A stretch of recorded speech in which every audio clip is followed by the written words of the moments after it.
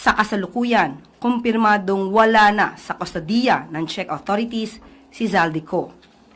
Meanwhile, the DFA has received highly reliable information that Zaldico has a pending petition for political asylum in France.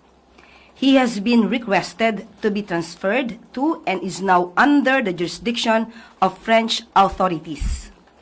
All missions in Europe have been instructed to obtain further official confirmation. Nananatiling matatag ang posisyon ng pamahalaan.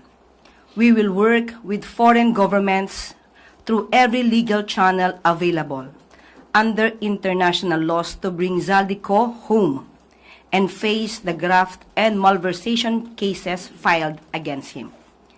Gagawin natin ang lahat ng naaayon sa batas at sa diplomatikong proseso. Yan po ang ating statement sa araw na ito.